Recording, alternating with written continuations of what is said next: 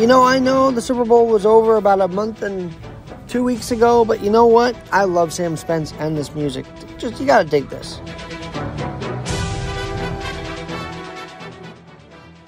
And on my Fanatics 5-minute fix, let's talk really quickly that Matt Stafford is a Ram through 2026, signing a 4-year deal worth $160 million, which, oh, by the way, basically is a reward for getting the Rams the Super Bowl against the Bengals in their home stadium, SoFi, in Los Angeles. So kudos to Matt Stafford, who, I want to wrap this up. Did you know he paid the medical bills of the woman that fell off the stage at the parade? So he did make good, even though on video it looked awful. He did pay off the medical bills, which was nice to read.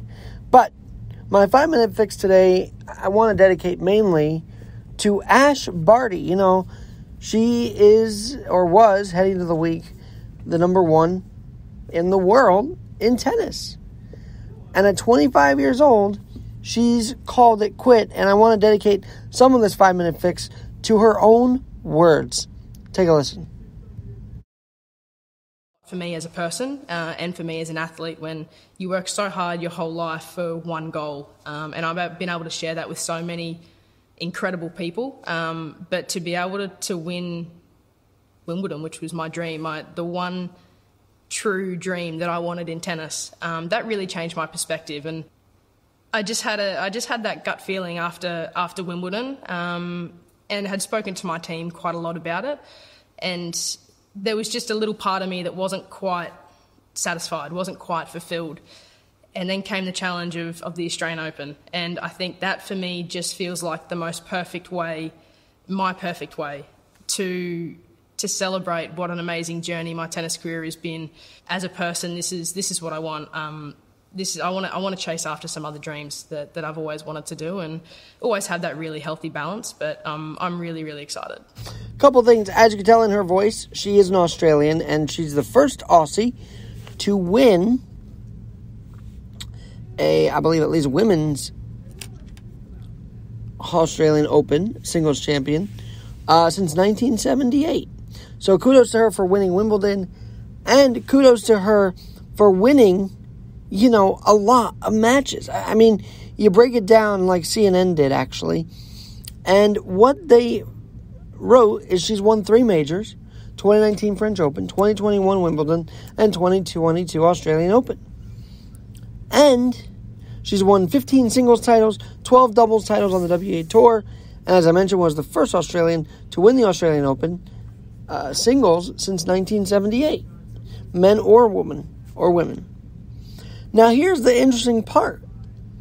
Barty has sort of done this before, although not retiring. She took a break from the sport in 2014 till 2016 because while she was 18 at the time, she wanted to, quote-unquote, experience life as a normal teenage girl, and now, as you could tell, at age 25, she's had other aspirations. But my one thought on this is, yes, we should support her decision 100%. But I hope the trend, and this is one thing the Williams sisters did not face. At 25, they did not face a pandemic that totally uprooted everybody.